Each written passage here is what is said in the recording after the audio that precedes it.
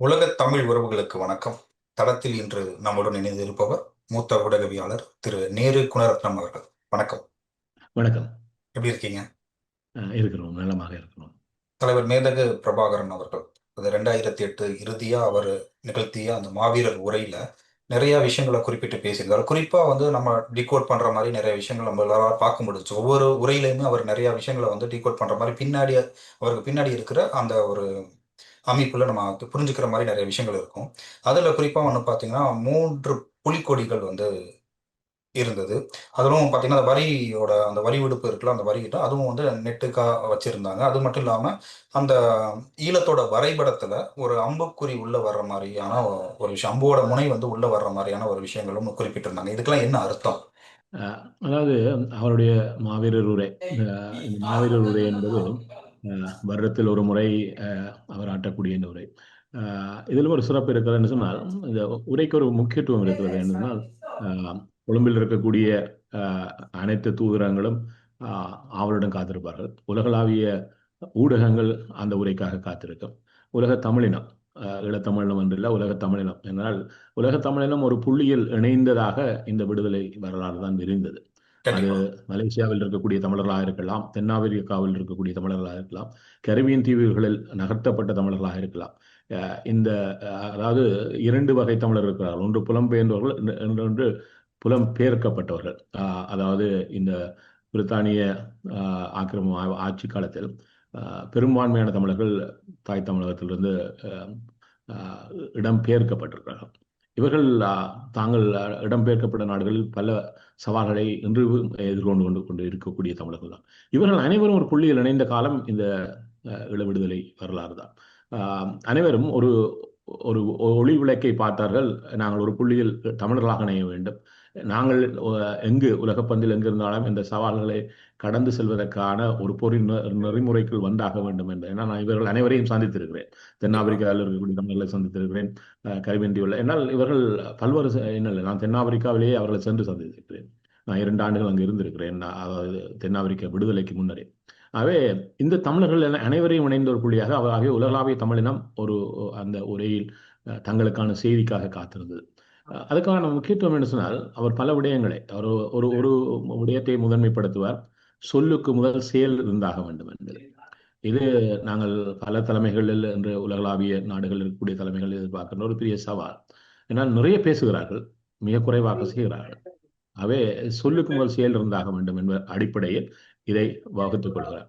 அவை அவர் இன்னொன்றையும் சொல்லிவிட்டு இந்த உரைகளில் ஒரு முதன்மைப்படுத்தக்கூடிய விடயம் நீங்க சொன்னது மாதிரி, அவர் ஆற்றக்கூடிய இந்த உரைக்கு பின்னால் இருக்கக்கூடிய இதில் ஒரு புதிய வடிவங்கள் வரைகலையாக ஒரு ஆண்டும் இருக்கும். அது ஒவ்வொரு ஆண்டும் மாறிக்கொண்டே இருக்கும். கண்டிப்பா அதில் மாறிக்கொண்டே இருக்கும். இருக்கக்கூடிய அதெல்லாம் இந்த வருஷம் நம்ம உற்று கவனிச்சா கூட அதை புரிஞ்சுக்க முடியாத அளவுக்கு இருக்கு. அதுல என்ன ஒரு ஆழ்ந்த கருத்து இருக்குங்கிறதுல நிறைய பேருக்கு ஒரு ஒரு ஆவல் இருக்குல்ல, அதை புரிஞ்சுக்கணும், ஆமா. தெரிஞ்சுக்கணும். உலக அரசியலே அதுல குறிப்பிட்டிருப்பாருங்கிறது தான் என்னோட கருத்தா இருக்கு. நீங்க சொல்லுங்க. நீங்க அதுல ஆமா. புரிஞ்சுக்கிட்ட வரைக்கும் அதுல என்ன இல்ல இருக்குங்க? இல்ல அது அவர் ஒரு சொல்லுகின்ற பொழுது தமிழகத்தில் இருக்கக்கூடிய ஒரு மூத்த ஊடகவியலாளர், நீண்ட காலமாக தொடர்பில், அதாவது எனக்கு ஒரு நேர்காணலை தருவீர்களா என்று சொல்லிக்கொண்டே அவர் அந்த இதை எழுத்து மூலம் அனுப்பி கொண்டே இருந்தார். 2002ஆம் ஆண்டு உலகளாவிய ஊடகவியலாளரை நேரடியாக சந்தித்த பொழுது அந்த சந்திப்புக்கு பின்னர் அவரை தனியே அழைத்து சென்று அவருக்கான ஒரு நேர்காணலை வழங்கியிருந்தார். அப்பொழுது அந்த அதில் இந்த ஆஃப் த ரெக்கார்ட்ஸ் என்று சொல்ல மாதிரி நேர்காணலை கடந்தும் சில விடயங்கள் பேசுகின்ற பொழுது அதை பெரும்பான்மையான ஊடகவியலாளர்கள் ஊடகத்தன்மை கருதி அதை பின்னர் வெளியிடுவதில்லை. ஆனால் அதுக்கான ஒரு காலம் வருகின்ற பொழுது சில செய்திகளை பின்னர் பகிர்ந்து கொள்வதும் உண்டு. அவர் அப்பொழுது கேட்கப்பட்ட பொழுது அவர் ஒரு விடயத்தை சொல்லியிருக்கிறார். 2002ஆம் ஆண்டிலே அடுத்து வரக்கூடிய 10 ஆண்டுகளில் ஒரு பெரிய போர் எங்கள் மீது உலகளாவி தொடுக்கப்படும். அந்த போரின் போது நாங்கள் ஒன்றில் நாங்கள் அந்த போரை எதிர்கொண்டு அதிலிருந்து எழுந்து நிற்போம். இல்லை என்று சொன்னால் நாங்கள் முற்றாக அழிந்து போவோம். அந்த அப்போ அவர் பின்னர் அதை பதிவு செய்கின்ற பொழுது சொல்றார், அவர் எதிர்பார்த்த அந்த 10 ஆண்டுகளுக்கான போர் 7 ஆண்டுகளிலே வந்து சேர்ந்தது. அவை 2008ஆம் ஆண்டு மாவீரர் உரை செய்கின்ற பொழுது அதை அவர் துல்லியமாக புரிந்திருந்தார். இப்பொழுது அந்த போருக்கான காலத்தில் நாங்கள் வந்து நிற்கிறோம் உலகளாவிய ரீதி என்றால் அது வெறுமையாக ஒரு ஒரு மக்களுடைய வேணவாவை அழித்து விடுவது என்று அல்ல.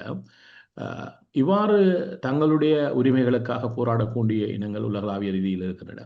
அதில் உச்சமாக நின்ற ஒரு விடுதலை போராட்டத்தை எவ்வாறு எதிர்கொள்வது, அதிலிருந்து தாங்கள் கற்றுக்கொள்ளுகின்ற பாடமாக உலகளாவிய வல்லரசுகள் இதை ஒரு களமாக வைத்துக்கொண்டு விளையாடினர். ஆகவே இந்த விளையாட்டில் பலியாகி போனவர்களாக தமிழ் மக்கள் மாறிப்போனார்களே ஒழிய, அவை நீங்க சொல்லுகின்ற அந்த அன்பு, அதாவது இந்த மண்ணை நோக்கி கண்டிப்பா. அதாவது உலகளாவிய பாத்தீங்கன்னா, வல்லரசுகள். ஈழ வரைபடத்துல திருகோணமலை அந்த பகுதி வாயிலாக உள்ள வந்து ஒரு அம்போட முனை உள்ள வர்ற மாதிரியான ஒரு குறியீடு இருக்கு.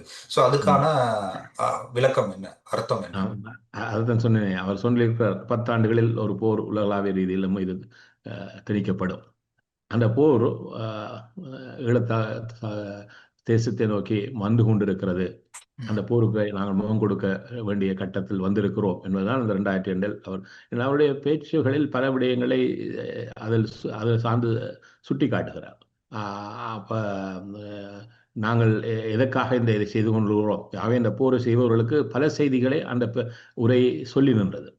உலகளாவிய நாடுகளுக்கு சொல்லி நின்றது, இந்தியாவுக்கு சொல்லி நின்றது, எல்லாருக்கும் அவர் சொன்னார். நாங்கள் உங்களை, என்னால் அந்த உரையினுடைய அர்த்தமே இவர்கள் எல்லாருக்கும், நீங்கள் ஒரு தவறான போரை எங்கள் தேசத்தின் மீது தொடுக்க முனைகிறீர்கள் என்பதை அவர் பல இடங்களில் சுட்டிக்காட்டுகிறார். ஆகவே அதை சொல்லுகிறார், நாங்கள் ஒரு தன்னிகரற்ற ஒரு தனித்துவமான இனம், தனித்துவமான மொழியையும் பண்பாட்டு வாழ்வையும் நீண்ட ஒரு வரலாற்றையும் கொண்ட ஒரு பெருமை மிக்க இனம். ஆகவே நாங்கள் வறுமையாக ஒரு இனம் தன்னை நிலைநிறுத்திக் கொள்வதற்காகத்தான் இங்கு முனைகிறது என்று சொல்லிவிட்டு சொல்கிறார். எமது போராட்டத்தை எந்த ஒரு நாட்டின் தேசிய நலன்களுக்கோ அவற்றின் புவிசார் நலன்களுக்கோ பொருளாதார நலன்களுக்கோ குறுக்காக நாங்கள் நிற்கவில்லை. நாங்கள் அதில் எந்த ஒரு தலையீட்டையும் செய்யவில்லை. அவையே அதே நேரம் இந்த சிங்கள அரசுகள் உங்களை ஏமாற்றுவதை தவிர தமிழர்களுக்கான தேசிய இன பிரச்சனைக்கான உருப்படியான எந்த ஒரு தீர்வையும் முன்வைக்கவில்லை. தமிழரின் வரலாற்று சொந்தமான தாய் நிலத்தையே அவைகள் ஏற்க மறுக்கின்றன இப்ப நீங்க சொன்ன என்று. ஒரு விஷயம் இருக்குல்ல, இப்போ ஒரு எந்த ஒரு ம், நாட்டுக்கும் அந்த புவிசார் ஒரு விஷயம் நீங்க சொன்னீங்கல்ல, ஸோ நான் அதுதான் ஒரு கேள்வியாவே வச்சிருந்தேன். இதோட ஒரு ம். ஆழ்ந்த அரசியல் விளக்கம் என்ன, இதை எதுக்காக தலைவர் சொல்லியிருக்காருன்னு சொல்லிட்டு நீங்களே அதை கேட்கறதுனால அதுக்குள்ள இருக்கிற விளக்கத்தை சொல்லுங்க. ஆமாம். இதில் என்னென்னு சொன்னால், தங்களுடைய இப்போ இந்த உலகப்பந்தில் இருக்கக்கூடிய போராட்ட தளங்களை பார்த்தீங்கன்னு சொன்னால், அது எத்தியோப்பியா இருக்கலாம், எரித்திரியா இருக்கலாம், இவை எல்லாத்தையும் இந்த உலக வல்லரசுகள் தங்களுடைய அஹ், அஹ், நலன் சார்ந்த களங்களாக மாற்றிக்கொண்டனர். தங்களுடைய ஆயுதங்களுடைய பரீட்சித்து பார்க்கின்ற களங்களாக மாற்றிக்கொண்டு பாருங்கள். எரித்திரியாவுக்கு ஒரு முறை அமெரிக்கா நிற்கிறது, பின்னர் ரஷ்யா மறுபக்கம் நிற்கிறது, பின்னர் இருவரும் நாட்டையே மாற்றிக்கொண்டார்கள். கண்டிப்பா. பிறகு மார்ட்டின் என்று போராடினார்கள். இவ்வாறு இந்த தங்களுடைய உரிமைகளை நிலைநிறுத்த முயன்ற பல்வேறு தேசிய இனங்களுக்கு இவ்வாறானவர்கள் தங்களுடைய களங்களாக தங்களுடைய நலன்களை, பொருளாதார நலங்கள், புவிசார் நலங்கள், இராணுவ நலங்களை சார்ந்த ஒரு விளையாட்டு களமாக வைத்துக் கொண்டார்கள். இறுதியில் அதில் மோசமாக பாதிக்கப்பட்ட போனவர்கள் அந்த இன குடும்பங்களாகவே மாறிப்போனார். ஆகவே அது சொல்லுகிறார், நாங்கள் உங்களுடைய விடயத்தில் நாங்கள் எந்தவித ஒரு பங்கத்தையும் எந்த ஒரு காலகட்டத்திலும் நாங்கள் செய்ய போவதில்லை. அது எங்களுடைய நோக்கமும் அல்ல. நாங்கள் எங்களுடைய மண்ணில் ஒரு ஒரு நீண்ட வரலாற்றை கொண்ட இனமாக, ஒரு தனித்துவமான கலாச்சார பண்பாடுகளை கொண்டவராக, மொழியை கொண்டவர்களாக, இந்த பந்தில் நீங்கள் அடையாளம் கண்ட ஒரு ஒரு மூத்த இனத்தினுடைய மக்களாக எங்களுடைய மண்ணில் நாங்கள் வாழ விரும்புகிறோம். இந்த மண்ணில் நாங்கள் வாழ்ந்தவர்கள், இதே மண்ணில் இருந்தவர்கள், அதைத்தான் ஒரு பலகாலம். அவை நாங்கள் உங்களுக்கு எதிரானவர்கள் எந்த விதத்திலும் அல்ல. அவே எங்களுடைய விடயத்தில் நீங்கள் இவ்வாறான விடயத்தை திணித்து எங்களுடைய மக்களை இந்த நிற்கதியான நிலைக்கு தள்ளிவிடாதீர்கள் என்கின்ற ஒரு விடயத்தை அவர் சொல்லுவார். இன்னொன்று சொல்லுவார், இந்த மாவீரர் உரைகளை கடந்த மாவீரர் உரைகளையும் ஒன்றை மீண்டும் மீண்டும் வலியுறுத்துவார். இந்து மா சமத்துவம் இப்பொழுது சர்வதேச வல்லரசுகளுடைய அரசியல், பொருளாதார, இராணுவ மையக்களமாக மாறியிருக்கிறது. இங்கு அவர்கள் ஒரு சதுரங்க விளையாட்டை விளையாடி கொண்டிருக்கிறார்கள். விரும்பியோ விரும்பாமலோ நாங்கள் இதில் ஒரு பங்காளி ஆக்கப்பட்டிருக்கிறோம். ஆகவே நாங்கள் இந்த விளையாட்டை விளையாடியே ஆக வேண்டும் என்பதை பல முறை வலியுறுத்தி இருக்கிறார். என்ன சொன்னால், இன்றும் இன்றும் இப்பொழுது இந்த போர்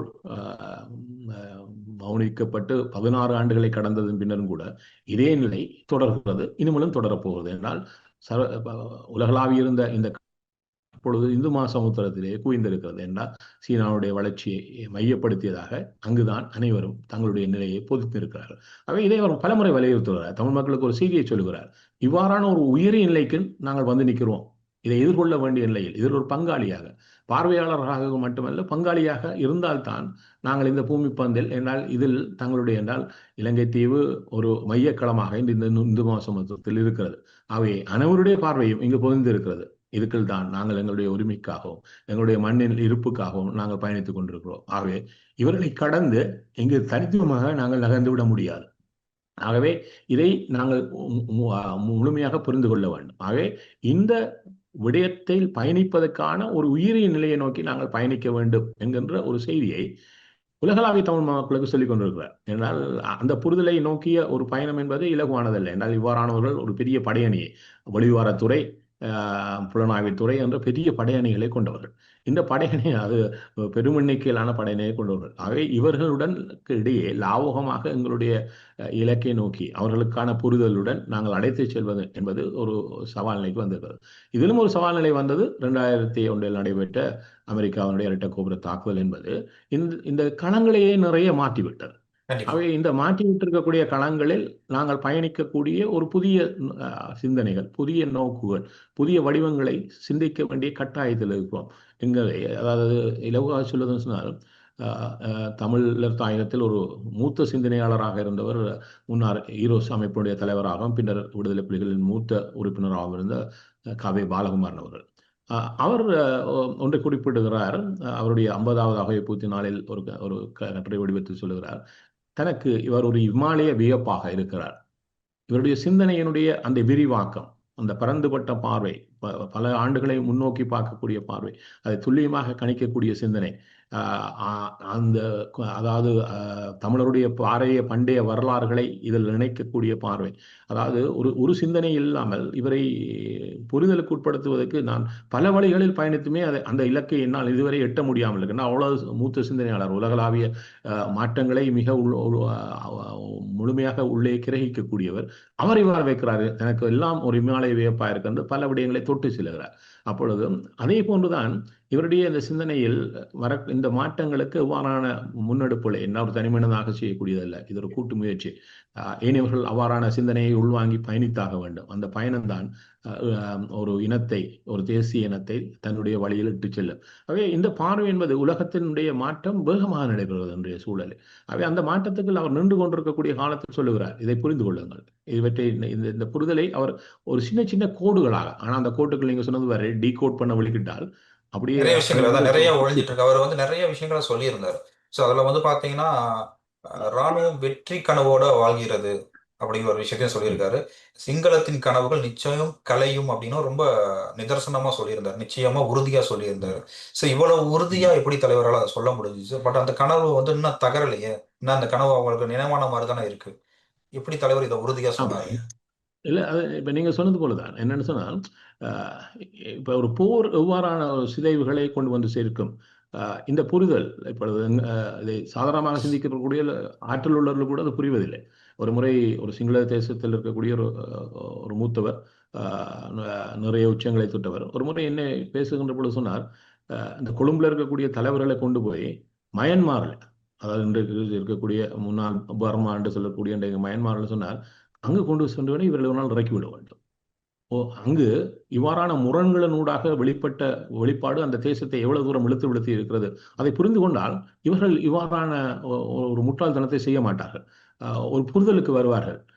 அந்த தமிழினம் இந்த மண்ணில் எவ்வளவு காலம் வாழ்ந்திருக்கிறது, அதனுடைய தொன்மை என்ன, அது தன்னுடைய இருப்புக்காக இதுன்றது, அவர்களை எவ்வாறு நாங்கள் அனுசரித்து செல்லலாம், அவர்களுக்கான இந்த முரண்பாடுகளை எவ்வாறு கடந்து செல்லலாம் என்கின்ற ஒரு விடயத்தை அவர் தெளிவாக சொல்வார். இந்த பேச்சில் அவர் அதே விடயத்தை இதுதான் என்பதை இவர்கள் புரியாமல் இருக்கிறார்கள் என்பதை தேசிய தலைமை சொல்லுகின்ற பொழுது அவர் என்ன சொல்றாருன்னா, அதாவது தமிழர் தேசிய பிரச்சனைக்கு உருப்படியான எந்த ஒரு தீர்வையும் இவர்கள் முன்வைக்கவில்லை.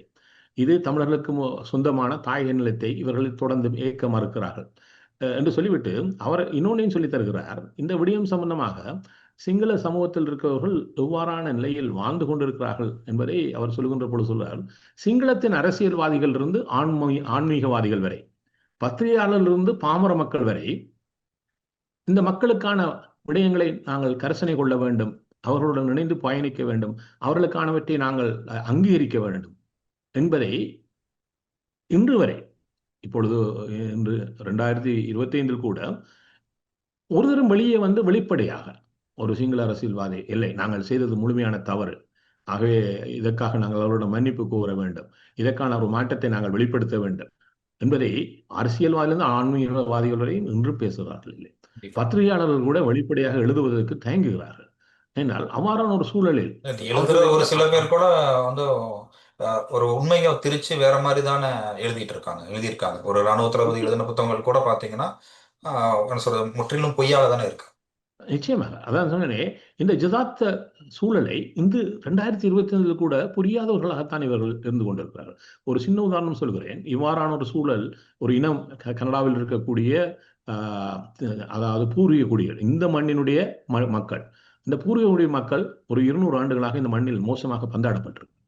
ஆனால் அந்த பந்தாடப்பட்டதன் பின்னர் அதிலிருந்து வெளியே வந்த பின்னர் இந்த தேசம் நீண்ட காலமாக அதை மறுத்தே வந்திருக்கிறது. பின்னர் ஒரு மாற்றம் வருகிறது. அந்த மாற்றத்தின் பொழுது அதை அவர்கள் ஈர்க்க தேவைப்படுகிறார்கள். நாங்கள் உங்களுக்கு செய்தது ஒரு இனப்படுகொலை தான் என்று கனடிய அரசு இங்கு இருக்கக்கூடிய பூர்வீக மக்கள் சந்தித்த விடயங்களை ஒரு இனப்படுகொலையாக அங்கீகரித்து அந்த மக்களிடம் வெளிப்படையாக மன்னிப்பு கோரி கனடிய பாராளுமன்றத்திலே அவர்களிடம் வெளிப்படையாக மன்னிப்பு கோரி அவருடைய மண்ணுக்கு சென்று, இப்பொழுதும் அவர்கள் ஒதுக்கப்பட்டிருக்கக்கூடிய அவருடைய மண்ணுகளுக்கு சென்று அவர்கள் மண்ணிலிருந்து அதை சொல்லி அவர்களுக்கு செய்யப்பட்ட அநீதிகளுக்கான ஒரு நஷ்ட ஈடாக இதுவரை கனடிய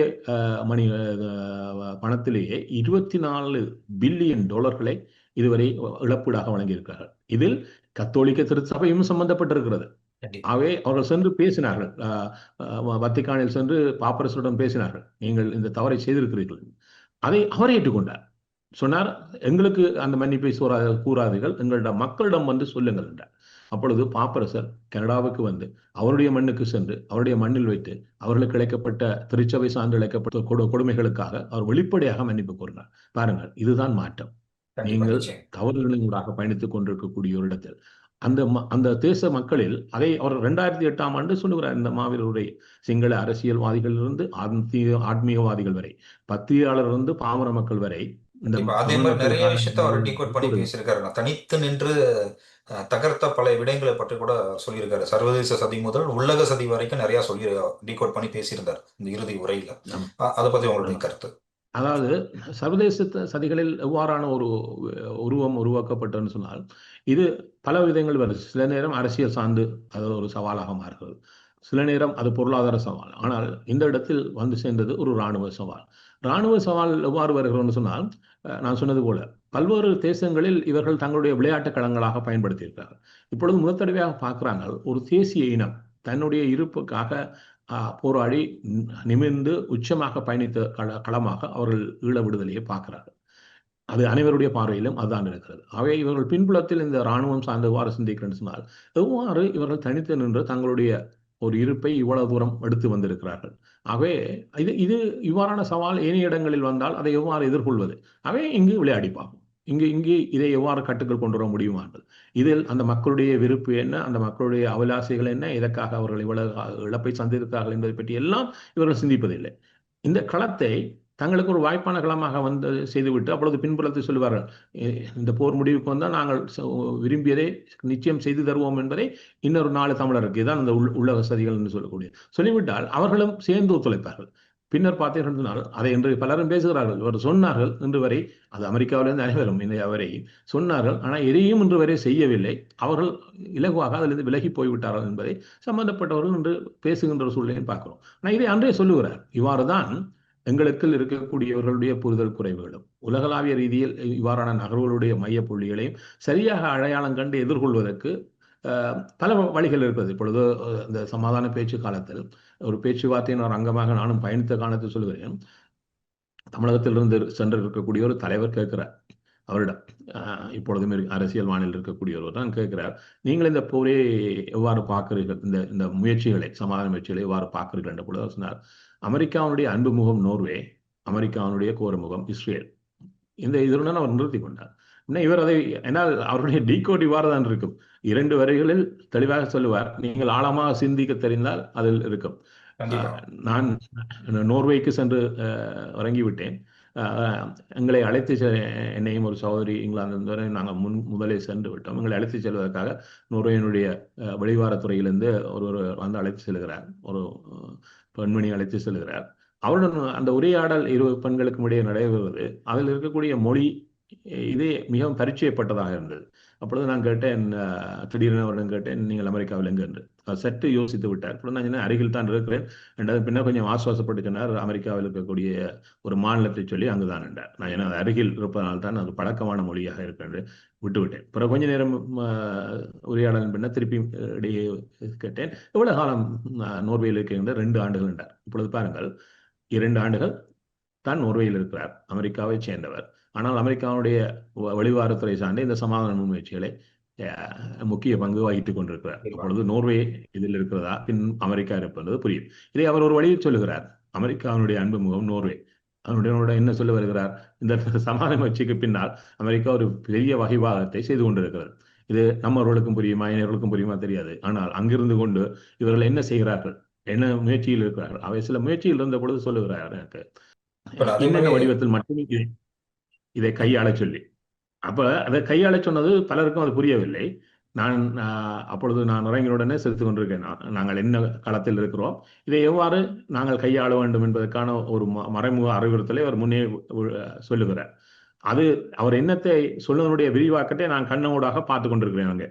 இப்ப அதான் சொல்றது, அவர் நோர்வேக்கு வந்ததில்லை, உலக பரப்பில் பயணித்ததில்லை, அதெல்லாம் இல்லாவிட்டாலும் ஒவ்வொருடைய நகர்விலும் என்ன இருக்கும், அவர்கள் எவ்வாறு நகரப் போகிறார்கள், இதை எவ்வாறு எதிர்கொள்வதற்கான வழி, இதை அவர் பலமுறை கோடிட்டு காட்டுவார். அதில் சம்பந்தப்பட்டவர்களுக்கு இருக்கக்கூடிய சவால் என்றால் அவர்கள் அதை முழுமையாக புரிந்து கொண்டு அந்த களத்தை, என்று சொன்னால் அவர் அந்த களத்தில் நிற்கப் போவதில்லை, நாங்களா நிற்கப் போகிறோம் என்று சொன்னால் நாங்கள் அந்த களத்துக்கு எங்களை தயார் செய்து கொண்டு அதை எவ்வாறு அவர்களை எதிர்கொண்டு நகரப் போகிறோம் என்பதில் இருக்கக்கூடிய சவால்கள் தான். இதை நான் நீண்ட காலமாக 80களில் இந்தியாவிலிருந்து அவருடன் பயணித்திருக்கிறேன். அருகில் இருந்ததில்லை என்னால். நான் நீண்ட காலம் கனடாவில் இருந்து கொண்டு அந்த பணியில் இருக்கிறேன். இந்த ரீதியில் சொல்லுகிறேன், இந்த உலகத்தை புரிந்து கொள்வதிலும் இந்த உலகத்திற்கான பயணத்தையும் 80ல் நான் எவ்வாறு அவரிடம் பார்த்தேனோ அதே ஒரு பார்வை நீண்ட காலமாக அது தொடர்ச்சியாக அதனுடைய உயரிய பண்பு சார்ந்து 2003 சந்தித்துக் கொண்டிருந்த பொழுது ஈராக்கில் போர் ஆரம்பிக்கவில்லை. ஒரு மணித்தியாலம் தேசத்தின் குரல் அண்டன் பாலசிங்கம் அவர்களும் நானும் அவருமாக பேசிக் கொண்டிருந்த பொழுது அதில் அந்த ஒரு மணித்தியாலம் எவ்வாறு போனதுன்னு சொன்னால், இந்த போர் எவ்வாறு போர் நடைபெறும் என்று சொல்லிவிட்டார். அவது போர் ஆரம்பிக்கவே இல்லை. இந்த போர் நிச்சயம் நடந்தே ஆகும். இந்த போர் எவ்வாறான வடிவங்களை பெறும், இது எங்கு வந்து நிற்கும், இது எவ்வாறான சவால்களை எங்களுக்கு கொண்டு வந்து சேர்க்கும் என்பதையெல்லாம் அந்த கோடிட்டு நீங்க சொன்ன மாதிரி தான் டீகோட் மாதிரியே பேசிக் கொண்டிருக்கிறார். அப்பொழுது அதை புரிந்து கொள்வதும் அதனூடாக பயணிப்பதும் என்பது சில நேரம் ஒரு பெரிய ஆளுமைகளை நாங்கள் சந்திக்கின்ற பொழுது இந்த ஆளுமைகளுடைய வெளிப்பாட்டினுடைய அந்த வடிவங்களை முழுமையாக கிரகித்து பயணிப்பது என்பதெல்லாம் இருக்கக்கூடிய சவால். அப்பொழுது சீனா பெரிதாக வளரவில்லை. அப்பொழுது ஒரு கதையில் வருகிறது, இந்த சந்தர்ப்பத்தை அமெரிக்கா இந்த மத்திய கிழக்கில் தன்னை ஆழ காலூன்றி அதில் சிக்குண்டு போகின்ற பொழுது இதை தனக்கான ஒரு வாய்ப்பான களமாக பயன்படுத்தி கொண்டு இந்த போரியலுக்கும் தன்னை ஈடுபடுத்தி கொள்ள சீனா இதை தன்னுடைய வாய்ப்பாக பயன்படுத்தி கொண்டு ஒரு உச்சத்தை நோக்கி பயணிக்க முனையும் என்பதை அவர் கோடிட்டு காட்டுகிறார்.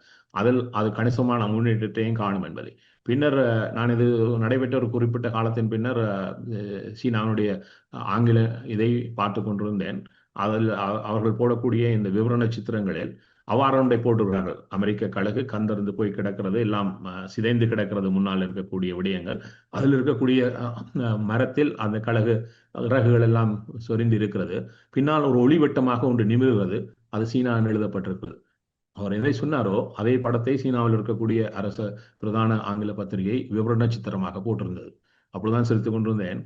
இவர்கள் எவ்வாறு இதுக்கு நகரப் போறார்கள், எவ்வாறான சிந்தனையில் ஒவ்வொருவரும் இந்த உச்ச நாடுகளே, இந்த வல்லரசு நாடுகள் என்று தங்களை வகித்துக் கொள்வர்களே எவ்வாறு திட்டமிடுகிறார்கள், நகர முனைகிறார்கள் என்பதை அவர் இதுக்கு முன்னரே ஒரு டீகோட்டில் சொல்லுகிறார். இந்த களம் இவ்வாறு தான் நகரப் போகிறது, இது நகர்ந்தே ஆகும், இந்த போர் கட்டாயம் நடந்தாலும் இருக்கிற இடத்துல இருந்துட்டு உலகத்தையே, உலகத்தோட நகர்வுகளை எப்படி இருக்க போகுதுங்கிறத முன்கூட்டியே கணிச்சிருக்காருன்னு சொல்றீங்க, அப்படிதானே? நிச்சயமாக அவருடைய அந்த பார்வை எப்பொழுதும் இருந்து கொண்டே இருக்கும். என்னால் அவ்வளவு தூரம் உலகத்தை முழுமையாக பார்த்து கொண்டே இருப்பார். அவருடைய சிந்தனையில் இருக்கக்கூடிய பார்வையினால் இது மட்டுமல்ல, இப்பொழுது தமிழகத்திலிருந்து சென்றிருக்கக்கூடிய திரைப்பட இயக்குனர் மூத்தவர் பாரதிராஜாவுடன் பேசுகின்ற பொழுது சென்ட்ரலிஸ்ட் மாதிரி ஒரு படத்தை தமிழினம் சார்ந்து எடுக்க வேண்டும் என்கிற கருத்தை வைக்கிறார். அது எத்தனை தமிழ் நம்மவர்கள் பார்த்திருக்கலாம் தெரியாது. ஏன்னா அது கண்டிப்பா. யூத இனத்தினுடைய வடுவை சார்ந்திருக்கு. ஒஸ்காரில் 7 ஒஸ்காரை வென்றிருக்கக்கூடிய ஒரு படம். அப்ப அவர் சொல்லுகிறார், இந்த தமிழினத்தினுடைய இந்த வலிகளை சுமந்ததாக உலக பரப்பில் வெளியேறக்கூடிய ஒரு சென்ட்ரலிஸ்ட் மாதிரி ஒரு படத்தை நாங்கள் தயாரிக்க வேண்டும் என்பதை அவர் குறிப்பிடுகிறார். நம்மவர்களில் எத்தனை பேர் அதை அந்த துறை சார்ந்தவர்களே சிந்தித்திருக்கிறார்கள். அவ்வாறான ஒரு உயரிய படம் உலகம் முழுமையாக திரும்பி பார்க்கக்கூடிய படத்தை அதான் சொன்னேன். அவருடைய சிந்தனை அதாவது பல வடிவங்களில் இருக்கும். ஒரு குறிப்பாக சொல்வதானால் ஆரம்ப காலகட்டத்தில் இந்த விடுதலை பாடகர் உருவான காலத்தில் 80களிலேயே ஒன்றை சொல்லுகிறார் என்று சொன்னால், நாங்கள் உலக ஆப்பிரிக்க கண்டமாக இருக்கலாம், லத்தீன் அமெரிக்காவாக இருக்கலாம், ஏனைய பகுதிகளில் அவர்கள் மொழி சார்ந்து ஒரு பாடல் உச்சமாக அவர்களால் முணுமுணுக்கக்கூடியதாக என்றும் இருக்கும். அவ்வளவு உயரியதா அவ்வாறான அந்த இசை வடிவங்களை கொண்டதாக நம்முடைய பாடல் அமைய வேண்டும். அவ்வாறு அமைகின்ற பொழுது என்ன நடைபெறும் சொன்னா, அந்த பகுதியில் இருக்கக்கூடிய மக்கள் இது எங்களுடைய சாயலில் இருக்கிற, இது யார், இந்த பாடல் யாருக்காக வருகிறது, இவர்கள் யார் என்பதை தேடுவார். அவ்வாறு தேடுகின்ற பொழுது உலக பந்தில் தமிழர்கள் என்ற ஒரு மூத்த தேசிய இனம் இருக்கிறது. அந்த தேசிய இனம் இலங்கைத்தீவில் நெருக்குவாரத்தில் இருக்கிறது. அவர்கள் தங்களுடைய இருப்புக்காகவும் தங்களுடைய உரிமைக்காகவும் போராடி கொண்டிருக்கிறார்கள் என்ற செய்தியை அந்த பாடல் அவரிடம் கொண்டு சென்று சேர்க்கும் என்றார். உலகம் முழுவதும் எந்த வடிவத்திலேயாவது கொண்டு போய் நம்ம போராட்டத்தை சேர்க்கணுங்கிறதுல அவர் குறிக்கோளா இருந்திருக்காரு. நிச்சயமாக இப்பொழுது பாருங்கள், அந்த எஞ்சாமி பின்னர் வருகிறது. இந்த எஞ்சாமி வந்த பொழுது அந்த பாடலுடைய வடிவத்தை வைத்துக்கொண்டு எங்களுடைய பாடலாக என்று பலர் பாருங்கள், கிட்டத்தட்ட 30-35 ஆண்டுகளின் பின்னர் தான் அவரான ஒரு முயற்சியை எங்களிடம் வந்து சேர்கிறது. ஆகவே இதுதான் ஒரு அவருடைய இந்த ஒவ்வொரு வடிவங்களும், அதாவது எந்த வடிவமாக இருந்தாலும் ஒரு டீகோட் இருக்கும். அதாவது கலையில் இருக்கலாம், பண்பாட்டில் இருக்கலாம், அரசியல் சிந்தனைகளில் இருக்கலாம், பொருளாதார சிந்தனைகளில் இருக்கலாம், பொருளாதார வடிவங்கள். ஏன்னா வன்னிக்கில் கொண்டே நெருக்குவாரத்தை தள்ளிவிடுகிறார்கள் 95-இல். ஒரு பெருமெண்ணிக்கையான மக்கள் கூட்டம் எதுவும் தடுக்கப்படுகிறது. ஆனால் தன்னிறைவான பொருளாதாரத்தை ஒரு குறுகிய காலத்தில் அவர்கள் எட்டுகிறார்கள்.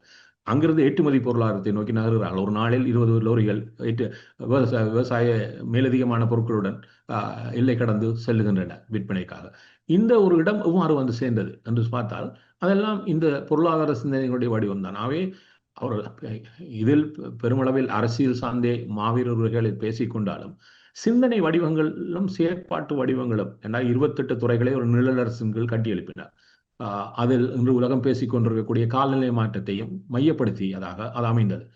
இன்றைக்கு வரை காலநிலை மாற்றத்தை நோக்கி நாடுகளால் பயணிக்க முடியவில்லை. பொலித்தீன் வன்னியின் பிரதேசத்தில் தடை செய்யப்படுகிறது. ஏன்னு சொன்னால் பொலித்தீன் பாவனை எவ்வளவு தூரம் மக்களுக்கு பாவனை என்பதை அவர்கள் சாதித்து காட்டினார்கள். ஏன்னு சொன்னால் ஒன்றை செய்கின்ற பொழுது அது மாற்றம் இல்லை. அதற்கான விடயங்களை அமுல் நடத்தி காட்டுவதில் இருக்கக்கூடிய பொறிமுறை சார்ந்த முன்னெடுப்புகள் என்பது வருகிறது. அவை அவர் இந்த மாவீரர் உரைகளில் செய்திகளை சொன்னாலும் இதை கடந்தும் செயல் வடிவங்களில், அதாவது சொல்லுக்கு முதல் செயல் என்று சொல்வது போல பலவற்றை சாதித்து காட்டி இன்றும் உலக பரப்பில் இந்த காலநிலை மாற்றத்துக்கான முன்னெடுப்புகள், மரங்களை வளர்ப்பது எவ்வளவு முக்கியமானது, என்ன விதமான மரங்களை வளர்ப்பது, இதை கடந்து மண்ணுக்கு பாதகமான விடயங்களை எவ்வாறு தவித்துக் கொள்வது, இந்த ரசாயன பாவனைகள் எல்லாத்தையும் எவ்வாறு கடந்து செல்வது என்கின்ற பல வடிவங்கள், இதை சார்ந்த மக்கள் விழிப்புணர்வுகள் தான் எப்பொழுதும் ஒரு பொறிமுறைக்கு வெற்றவர். மக்களுக்கான புரிதல் வருகின்ற பொழுது எதுவும் இலகுவாக கடந்து செல்லும். ஒன்றை தடை செய்வது முக்கியமல்ல, தடை செய்வதற்கான மாற்றீட்டு பொருட்களை மக்கள் பாவனைக்கு கொண்டு வந்து சேர்ப்பது. அவை இவ்வாறான பல வடிவங்களில் ஒரு டீகோட் இன்று வரை உலகத்துக்கு அவரிடம் ஒரு பாடமாக இருக்கிறது.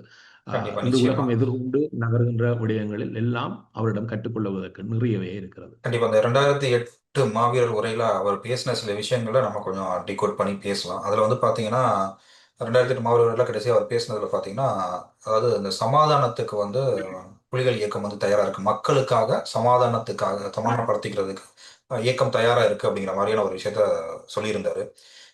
இதுல இருந்து எதுக்காக வந்து அவர் இந்த ஒரு முடிவை எடுத்தாரு? அப்படி நான் கேட்க வருது என்னன்னா, ஒரு மக்களுக்காக நான் வந்து சமாதானத்துக்கு நான் முற்படுறேன், சமாதானத்துக்கு வந்து நாங்க முற்படுறோம், புலிகள் இயக்கம் சமாதானத்துக்கு தயார் அப்படிங்கிற ஒரு விஷயத்த சொல்லியிருந்தாரு.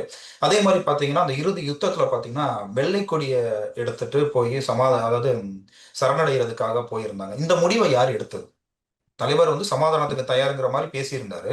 இங்க வந்து வெள்ளை கொடி எடுத்துட்டு போய் சரணடைகிறதுக்கான முடிவை யார் எடுத்தாங்க? இதை பத்தி கேட்க விரும்புறேன். இதுல 2 விடயங்கள் இருக்குது. ஒன்று, சமாதான பேச்சுவார்த்தை என்பது திம்புவில் ஆரம்பித்தது 85ஆம் ஆண்டு. அஹ் அப்பொழுதுதான் சர்வதேசம் ஏற்படுத்தப்பட்ட சமாதானம். அதுக்கு முன்னர் வட்டமேசை மாநாடு நடைபெற்றுக் கொண்டிருந்தது. ஆனால் திம்புல தான் முதல் தடவையாக சர்வதேச தளத்தில் வைத்து இந்த விவகாரம் பேச ஆரம்பிக்கப்பட்டது. இது பின்னர் பல வடிவங்களை பெற்று இறுதியில் பல நாடுகளில் நடந்த பேச்சுவார்த்தைகள் வரையும் வந்து நின்றது. என்ன சொன்னால், எப்பொழுதும் ஒரு தாரக மந்திரம் இருக்கும்: பேசுங்கள், போரிடுங்கள், போரிடுங்கள், பேசுங்கள். போரிடுவது மட்டும் அல்ல, பேச வேண்டிய காலத்தில் பேச வேண்டிய விடயங்களை பேசி ஆக வேண்டும் என்பது. 2004ஆம் ஆண்டு இடைக்கால நிர்வாக சபை ஒன்று உருவாக்கப்பட்டு கொடுக்கப்பட்டது. அது ஒரு ஒரு அரசியல் யாப்பு வடிவத்தில் எழுதப்பட்டது. இதற்காக உலகளாவிய தமிழில் மூத்தவர்கள், அரசியல் அமைப்பில் செயற்பட்டவர்கள் இணைக்கப்பட்டு ஜெனீவாவில் வைத்து அந்த வரைவு உருவாக்கப்பட்டது. அதை பார்த்து பல நாடுகள் வியந்து போனார்கள். தமிழர்கள் முதல் தடவையாக ஒரு அரசியல் வடிவத்தை ஒரு யாப்பு வடிவத்தை கொடுத்தார்கள். அதாவது அதுவும் இடைக்கால ஒரு நிர்வாக சபைக்காக கொடுத்தார்கள். அதை கொடுத்த பொழுது என்ன, அதுவரையும் சும்மா ஒரு எங்களுக்கு ஆனாவணும், ஆவணாவணும், மீனா வேண்டும் என்று சொல்லி 1, 2, 3 என்று வகைப்படுத்தி கொண்டிருந்த ஒழிய, முதல் தடவையாக ஒரு ஒரு அரசியல் யாப்பு வடிவத்தில் அது வழங்கப்பட்டது பலருக்கும் ஆச்சரியத்தை கொடுத்தது. ஆனால் அதை செய்ய சொன்னார். என்று சொன்னால், இவர்கள் எங்கள் மீது பழி போடுவதிலேயே காலம் கடத்துகிறார்களே ஒழிய நாங்கள் அதை கடந்து செல்லவில்லை, முனையவில்லை என்ற ஒரு குற்றச்சாட்டை பின்புலத்தில் நெடுகளும் வைத்துக் கொண்டார். இல்லை, நாங்கள் இதையே சுற்றி இருந்தால் ஈடுபடுகிறோம். எங்களுடைய மக்களுடைய உரிமைகளும் இருப்பும் பாதுகாப்பும் உறுதிப்படுத்தக்கூடிய எந்த ஒரு தீர்வைக்கும் நாங்கள் பேசுவதற்கு தயாராக இருக்கிறோம். அதுதான் இறுதி முடிவும் கூட. அதை கொடுத்த பொழுது, அந்த அரசியல் யாப்பை கொடுத்த பொழுது உருவானதுதான் அந்த மாற்றம். ஆனால் அதையும் கடந்து இந்த நாடுகளுக்கு வேற சிந்தனைகள் இருந்ததுதான் சவால் வந்தது. அப்பொழுதுதான் நீங்க சொன்னது மாதிரி ஒன்றை சொல்லுகிறார். இப்ப அன்பையும், அதே பேச்சு உரையில் இருக்கிறது, அன்பையும் அறத்தையும் போதித்த புத்த பகவானை போற்றி வழிபடும் இந்த தேசத்தில், அந்த தேசத்திலே இனக்குறவர்களும் தலைவிரித்து ஆடுகிறது. இன்றைக்கு பாருங்கள், இன்று வரையும் புத்தர் சிலை சவாலாகவே இருக்கிறது. சமீபத்தில் திருவண்ணாமலையில் வைக்கப்பட்ட புத்த சிலைகளுடைய இந்த புத்த பகவான் அன்பையும் கருணையும் அறத்தையும் சொல்லினார். அந்த அன்பும் உங்களிடம் வெளிப்படவில்லை, அறத்தையும் வெளிப்படவில்லை இவர்களிடம் என்கிறார். அதே போன்றுதான் இந்த சர்வதேச சமூகத்துக்கு இன்று உலக பந்தில் சவாலுக்கு இருக்கக்கூடிய இனங்களுக்கான தீர்வுகளை வழங்குவது என்பதுதான் இந்த உலக அமைதிக்கான ஒரு திறவுகோலே கூட. இதற்காக நிறைய விடயங்களை இந்த உலகம் செய்திருக்கிறது. இப்போ கனடாவே 2002ஆம் ஆண்டு ஒன்றை கொண்டு வந்தது, R2P என்று, ரைட் டு ப்ரொடெக்ட் என்று. அதாவது ஒரு இன மக்கள் அந்த நாட்டில் ஆட்சியாளர்களால் துவம்சம் செய்யப்படுகின்ற பொழுது, நெருக்குவாரத்துக்கு உள்ளப்படுகின்றது, அழிக்கப்படுகின்ற பொழுது அந்த தேசத்தை கடந்து சர்வதேசம் தலையிட்டு அந்த மக்களை காப்பாற்றலாம். இதுவரை அது பயன்பாட்டுக்கு வரவில்லை. 23 ஆண்டுகள் ஆகிறது இந்த R2P என்பதே. அப்ப இந்த உலகம் புரிந்திருக்கிறீர்கள், இந்த நெருக்குவாரங்களை பார்த்திருக்கிறீர்கள். இவ்வாறான நிர்கதிக்குள்ளாக்கப்படுகின்ற மக்கள், இன அழிப்புக்குள்ளாகின்ற மக்களை காக்கின்ற பொறுப்பு உங்களிடம் இருக்கிறது என்பதை ஐநாவில் தீர்மானங்கள் கொண்டு வந்து செயல் வடிவம் போட்டிருக்கிறீர்கள். ஆனால் இன்று வரை அவை அமுல்நடத்தப்படுவதில்லை. அதனால்தான் அவர் அதை கொண்டு காட்டுகிறார், உங்களுக்கான இந்த விடயத்தை. என்றால் இது புதிதாக ஒன்றும் கேட்கவில்லை, இருப்பதையே செய்வதற்கு தயங்குகிறார்கள். அவை இந்த பேச்சுவார்த்தை களம் என்பது எப்பொழுதும் என்னத்தை சொல்லி காட்டுகிறது சொன்னால், தவறான புரிதலில் இருக்கக்கூடிய இந்த சமூகத்துக்கு, இந்த உலக சமூகத்துக்கு, இல்லையா நாங்கள் இந்த அவ்வாறான புரிதல் இல்லை, பேச வேண்டிய இடத்தில் நிச்சயமாக பேச வேண்டும். ஒரு தீர்வு பேச்சுவார்த்தை மூலம் வருமாக இருந்தால் போர்கள் தவிர்க்கப்பட வேண்டும். என்னால் போர்கள் நிச்சயமான பாதிப்பை நிச்சயமாக உருவாக்கும். அதை நாங்கள் விரும்பவில்லை. இப்பொழுதும் சொல்லுகிறார், ஒரு முறை சொல்லுகிறார், ஜிஆர் ஜெயவர்தனா உண்மையான ஒரு புத்த பகவானை வழிபடுவராக இருந்தால் நாங்கள் ஆயுதத்தையே தூக்கி இருக்க மாட்டோம். ஏன்னு சொன்னால், நீங்கள் ஆயுத நெருக்குவாரத்தை எங்கள் மீது திணித்திருக்க மாட்டீர்கள். நீங்கள் ஆயுதம் நெருக்குவாரத்தை திணித்து எங்களுடைய மக்களை கொன்றொழிக்க ஆரம்பித்த பொழுதுதான் எங்களை தற்காத்துக் கொள்வதற்காக நாங்கள் ஆயுதத்தை தூங்கினோம். ஆகவே அதைத்தான் மீண்டும் மீண்டும் வலியுறுத்தி சொல்லுதுன்னு சொன்னால், இது எங்களுடைய தெரிவு அல்ல. அதாவது ஆயுதத்தை தூக்குவதும் போராட்டம் நடத்துவதும் எங்களுடைய தெரிவு அல்ல, இது எங்கள் மீது திணிக்கப்பட்ட ஒரு தெரிவு. இரண்டாவது விடயம், அதை நோக்கிய பயணத்தில் நீங்கள் வந்து பேசுவதாக இருந்தால் நாங்கள் பேசி இந்த போரை தவிர்த்தே நாங்கள் ஒரு தீர்வுக்கு, ஒரு 2 தேசிய இனங்கள் ஒரு தீவில் எவ்வாறு வாழலாம், வாழ்வதற்கான முறைமைகள் என்ன, நாங்களே பேசி ஒரு தீர்வுக்கு வரலாம். இவ்வாறு தான் இன்று உலக பந்தில் அவை நிறைய நடைபெற்ற. இந்த 2009க்கு முன்னரே ஐரோப்பிய ஒன்றியம் உருவானது, எவ்வாறு இந்த நாடுகள் தங்களுக்குள் இணைவை ஏற்படுத்தி கொண்டதும், அப்பொழுது ஒரு கான்ஃபெடரல் ஸ்டேட், கூட்டு ஆட்சி முறைகளுக்கு தங்களை இணைத்துக் கொண்டதெல்லாம் கண்முன் விரிந்த வடிவங்கள் தான். இந்த வடிவங்களை சரியான புரிதல் இலங்கை தீவில் ஏற்படுமாக இருந்தால் அது 2 இனக்குடும்பங்களும் மகிழ்ச்சியாக வாழக்கூடிய ஒரு தீவாக மாறி போகும். அவை அந்த கதவை அவர் எப்பொழுதும் திறந்தே வைத்திருந்தார். ஆனால் திறந்து வைத்து விட்டு தான் சொல்லுகிறார், ஆனால் இதற்கான ஒரு குரல் சிங்கள அரசியல்வாதிகளிலிருந்து ஆத்மீயவாதிகள் வரையும், பத்திரிகைகளிலிருந்து சாமானியர் வரையும் விழவில்லை. ஒருவரும் வெளியே வந்து பேசவில்லை. இந்த மாற்றத்துக்கான கதவுகோலை யாரும் சிங்கள தேசத்தில் திறந்து விடவில்லை. கண்டிப்பா. இதைத்தான் அவர் எல்லா பேச்சுவார்த்தைகளும் அதைத்தான் 2009 சொல்லுகிறார், 2008 சொல்லுகிறார். இந்த நிலைக்கு வந்திருக்கிறோம். ஆகவே ஆனால் இது ஒரு பெரிய சவால் நிலைக்கு போக போகிறோம் என்பதை அவருடைய பேச்சின் இறுதியை சொல்லுகிறார். அதாவது புலத்தில் இருக்கக்கூடிய எளியவர்களை நோக்கி ஒரு விடயத்தை சொல்லுகிறார். அதாவது தேச விடுதலை பயணத்தில் தீவிரமாக முன்னெடுத்து வருகின்ற புலம்பெயர்ந்து வாழக்கூடிய இளைய சமுதாயினரே, உங்களுடைய இதுக்காக நான் என்னுடைய அன்பையும் பாராட்டையும் தெரிவிக்கணும் உண்டை சொல்லுகிறேன்னு சொன்னால், இலங்கை தீவில் தமிழருடைய இந்த பயணம் என்பது முதல் சாத்வீக ரீதியாக நிறைய இருந்தது. நிறைய பேசினார்கள், நிறைய போய் வீதிகளில் இறங்கி சாத்வீக போராட்டம் நடத்தினார்கள். அப்பொழுதெல்லாம் அவர்கள் மீது வன்முறை ஏவியை விடப்படுகிறது. பின்னர் ஆயுத வழிகொண்டு தமிழ் மக்கள் நெருக்குவாருக்கு தள்ளப்பட்ட பொழுது ஆயுதம் கொண்டு மக்களை காக்க முனைந்தார்கள். இப்பொழுது அது இன்னொரு தளத்துக்கு வந்து நிற்கிறது. ஈழ மக்களுடைய விடுதலை பயணம் என்பது சர்வதேசமயப்படுத்தப்பட்டிருக்கிறது. சர்வதேசத்தில் அனைவருக்கும் தெரிந்த ஒரு விடயமாக மாறி போயிருக்கிறது. ஆகவே இந்த சர்வதேச தளத்தில் அடுத்த கட்டத்தை நகர்த்த வேண்டிய பொறுப்பு இப்பொழுது புலத்தில் இருக்கக்கூடிய இளையவர்கள் கையில் இருக்கிறது. நீங்கள் இந்த சர்வதேச போரை, ராஜதந்திர போரை நீங்கள் நடத்துவதற்கு நான் என்னுடைய வாழ்த்துக்களையும் அன்பையும் தெரிவிக்கிறேன். ஆகவே அடுத்த கட்டத்துக்கான போர் எவ்வாறு ஈழ சமூகத்தில் நடைபெறப் போகிறது என்பதற்கு, அது எவ்வாறு நடத்தப்பட வேண்டும் என்பதற்கான கோட்டையும் கூட அவர் தெளிவாக அந்த 2008 சொல்கிறார். அப்பொழுது கண்டிப்பா. அவருக்கு நிறைய கண்டிப்பா. விடயங்கள் தெரிந்திருக்கிறது. நாங்கள் இப்பொழுது கண்டிப்பா. என்ன நடக்க போகுதுங்கிறத முன்கூட்டியே அவருக்கு தெரிஞ்சுதான் அந்த இறுதி உரையில அவர் பேசியிருக்காரு. கொடுத்த அந்த பெருமருதியான அந்த நேரத்துக்கும் இந்த கனதியான இந்த நேர்காணலுக்கும் ரொம்ப நன்றி.